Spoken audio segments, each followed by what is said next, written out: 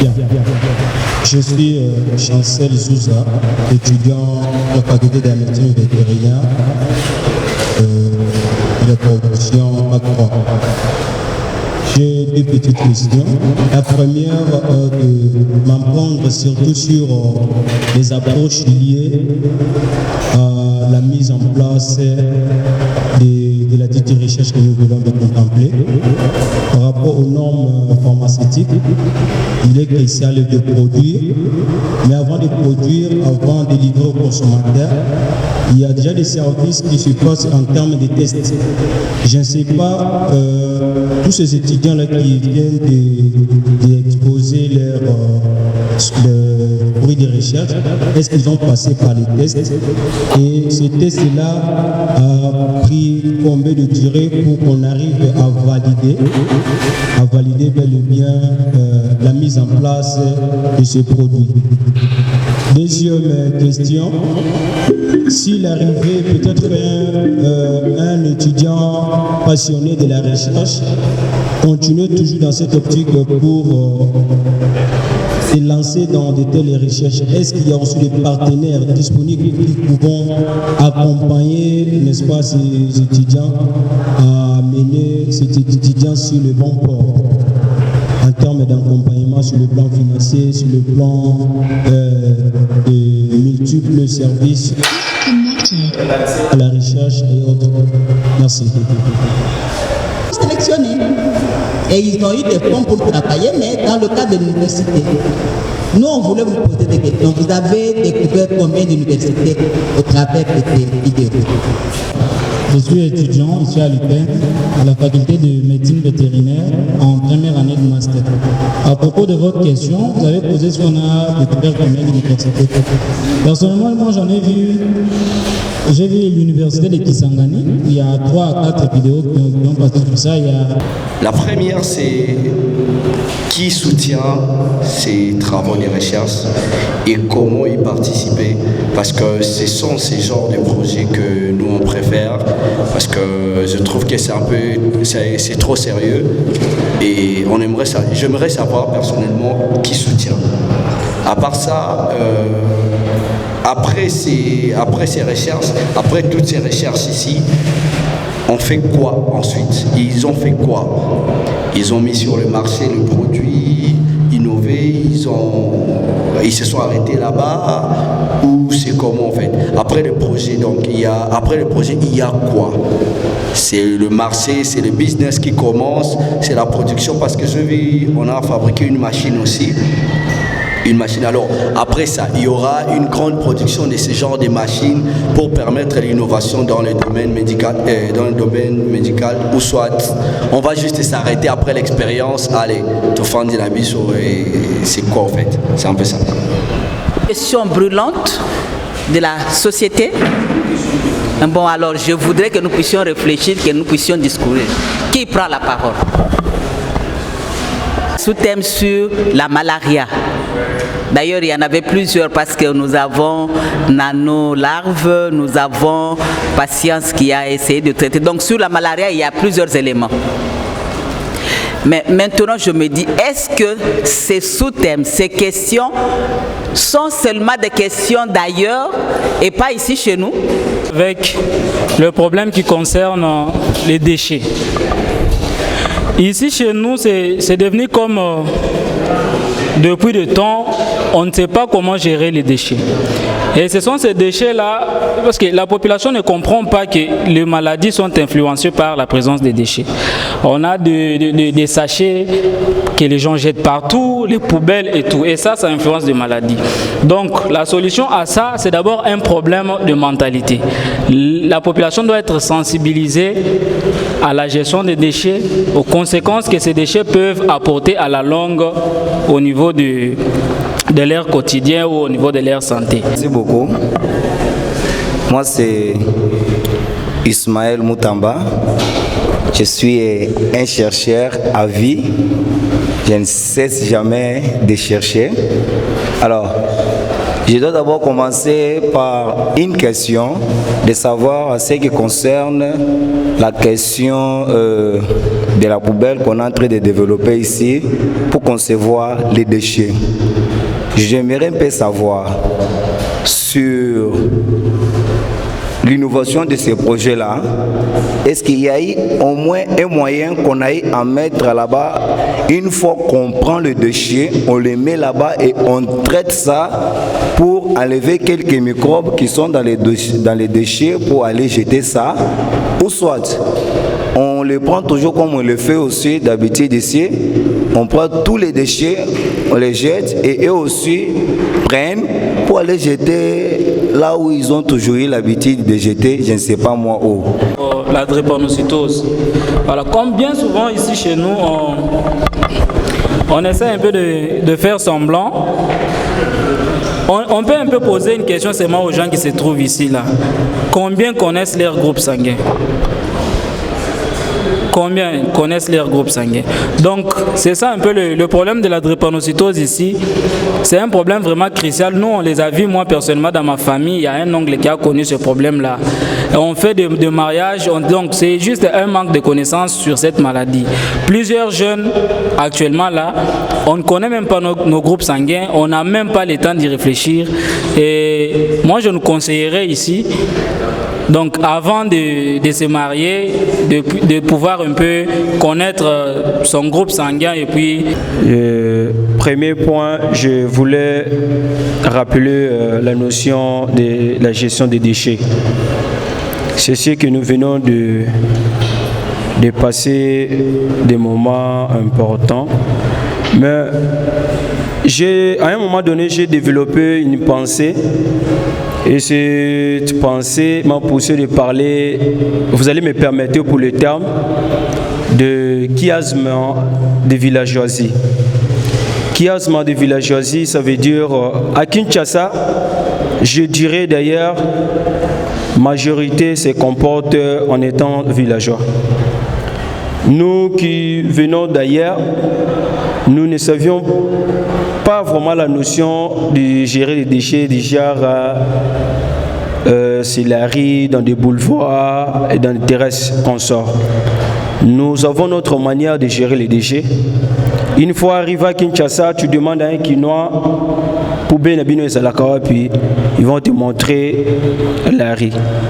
Allez jeter là où il y a les gens qui vivent et tout ça. Chiasma des villageoisie. Qu'on a essayé de visualiser ici. Je soutiens aussi la question que le monsieur a posée. Je veux savoir, les amis, nous savons que les amis ont essayé de fabriquer certaines molécules. Est-ce que ces molécules aujourd'hui apportent des remèdes aux enfants drépanocytaires ou comment? Kumba Chibambe héritier, étudiant en bac de médecine vétérinaire. J'avais des préoccupations. Je vais juste m'atteler sur les médicaments. Toutes les molécules médicamenteuses que nous avons vues, que nos amis ont pu fabriquer. J'aimerais poser des questions concernant la pharmaco-épidémiologie. Comment vous examinez ces médicaments? Et deuxièmement, j'aimerais demander, en général, nous avons deux types de fabrication des médicaments. Nous avons les médicaments du type officinaux ainsi que les médicaments du type officinaux ainsi que les médicaments du type caudal. Ces médicaments que les amis ont fabriqués font part de quel type de médicaments? Les étudiants, les chercheurs sont restés sur l'étape de l'expérimentation. On n'a pas vu ces recherches ont été appliquées et ont apporté des solutions aux personnes qui souffrent des problèmes dont il fallait faire la recherche. Alors, j'aimerais savoir, est-ce que cette recherche se limite seulement à l'étape de l'expérimentation ou vous avez mené vos investigations plus loin pour savoir si ces expériences, cette recherche profite à un certain nombre de personnes? Qu'on puisse mettre ces produits-là sur le marché, on a dû faire les tests et la plupart de ces produits ont de brevets.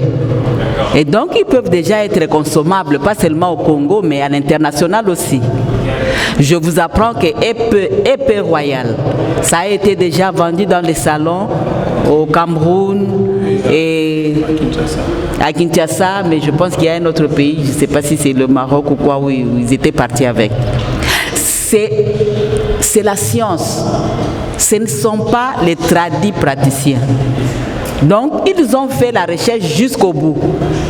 Il n'y a que le médicament sur la drépanocytose qui est encore au niveau du prototype.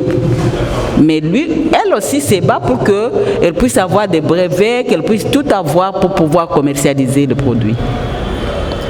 Donc ça passe par le test de laboratoire et c'est le ministère de la Santé qui est en train de faire tout ça. Ce n'est pas seulement l'université. Mais ici, nous, on voulait vraiment que vous puissiez réfléchir. Parce que quand vous êtes venu à l'INA, vous avez posé la question comment est-ce que nous aussi, on peut faire des recherches dans notre domaine et que ces recherches-là puissent être des recherches innovantes. Je suis enseignant à l'Institut national des arts.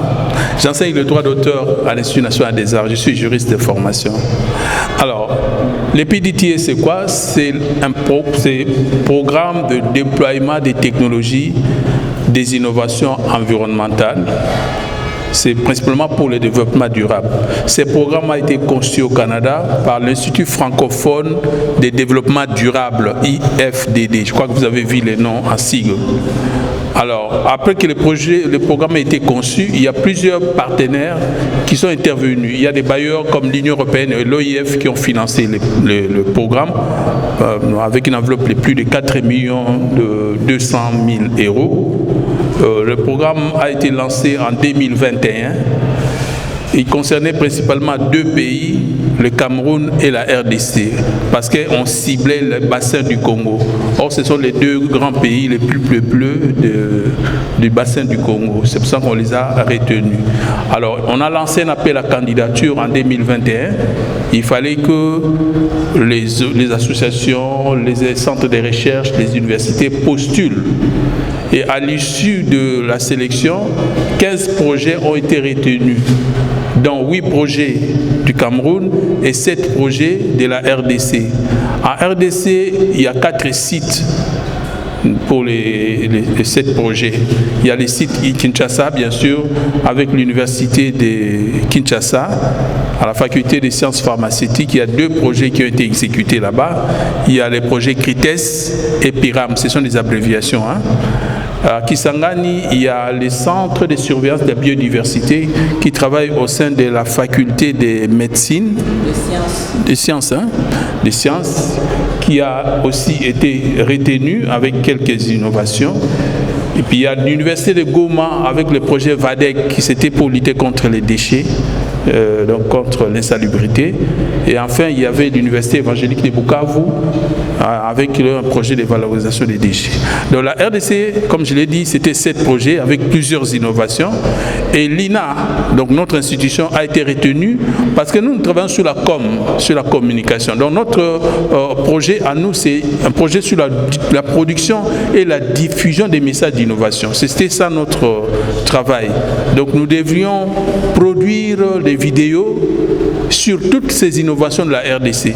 Mais on ne travaille pas seul, nous travaillons avec une autre structure du Cameroun qui fait les relais pour le Cameroun, c'est l'association de réalisateurs et documentaristes camerounais, en abrégé ARDC, je crois que vous avez vu ça aussi dans les logos. ARDC, c'est cette association qui est dirigée par une dame, Madame Edwige Njutap, elle est basée à Yaoundé.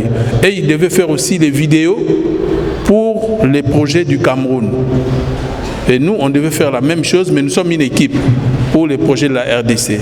Donc, monde parlant, nous sommes déjà à plus de 30 vidéos, donc 15 pour la RDC et je crois 18 actuellement pour le Cameroun, qui expliquent ces innovations. Donc, les vidéos que vous avez regardées, ce sont les vidéos que nous avons montées, tant à Kinshasa, à Kisangani et à Bukavu.